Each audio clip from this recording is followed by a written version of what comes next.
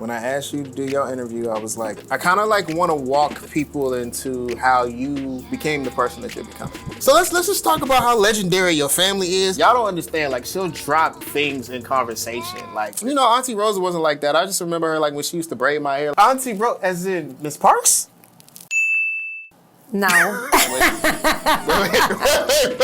I need you to like... was very, very heavily involved in the Democratic women's movement back in the day. Okay. And my mother she played an integral part of building or in SCLC women with Mrs. Lowry and a lot of things like that. So when I was a baby, I was running around SCLC downtown on Auburn Avenue. And you know, I've seen it change from what it used to be to where it is now. And Your grandfather, there's a street named after him?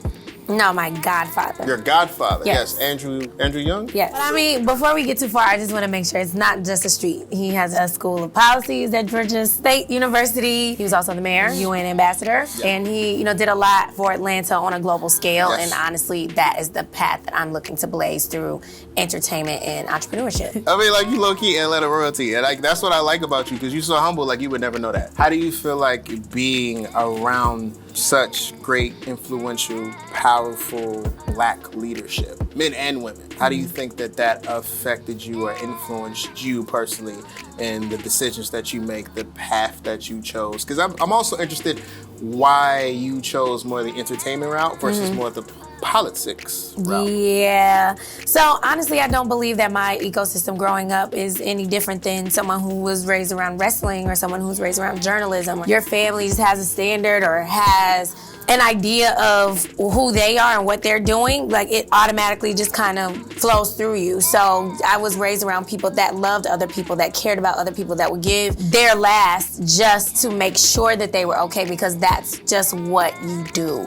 And, you know, growing up between, you know, that influence and growing up in the AME church, that really shaped who I am today and how I move around. Did you ever feel like any pressure to live up to quote unquote expectations? No, because, you know, every day you wake up, you have your own expectation of yourself. So as long as you had a clear idea of self, you knew who you were and whose you were, you know, it's fine. Right now, my heart is in music. My heart is in empowering women through entrepreneurial assistance and educational programming. So that's just where I am. You are a person that works in the musical space from top level down. How do you juxtapose that? Like, working with rappers, being this powerful woman, and then, like, you know, you listen to a song and it's like, this bitch, this hoe, suck my dick, she a freak, pop it. This bitch, this hoe, suck my dick, she a freak, pop it. So what you think about that, Rach? Okay, so actions and music and the way that we receive music has drastically changed from the way that I was listening to it or was told not to listen to it when I was a kid up until now. I mean, we have a Meg Thee Stallion, and she so eloquently let us know rapper. That my favorite rapper. Shout out to Stallion. You know, somebody asked her in I don't even remember what interview this was, but someone asked her, like, okay, how do you feel about being, you know, objectified by men? And she was like, first of all, I objectify men. Yes, she does.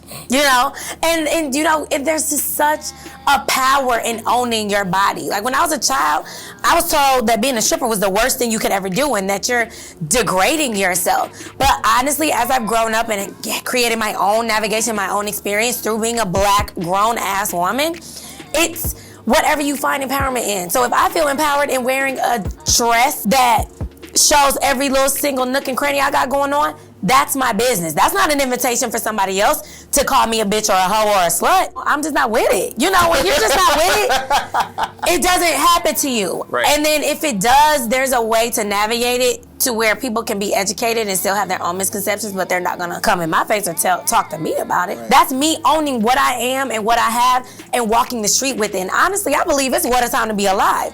We are more so empowered now than we've ever been. Back to the music, men rap from their experiences. So if they're saying like, oh, you know, she did this to me or, you know, whatever, that woman had control over you, buddy. So much so that you're rapping about her. Right. So to me, it's just a different way in empowering yourself through your experience, and we have to just kind of redefine, you know, all the nuances that make it negative or take it to a different place that, you know, certain women wouldn't find empowerment in. Like, not too long ago, there was someone on Instagram that was like, okay, well, you know, men don't want bad bitches. They want corporate girls, or they want this, they want that. First of all, who said that you can't be all those things? Right. And then as a man, who are you to police the experience of a woman. So I believe that, the work comes from the male side. We're going to hold it down over here as much as possible, but we also need men to pipe up for us a little bit more, use their platforms to allow women to do whatever they want to do. Don't go out of your way to disrespect a woman, but at the same time, don't disrespect her if she's confident in whatever she's doing.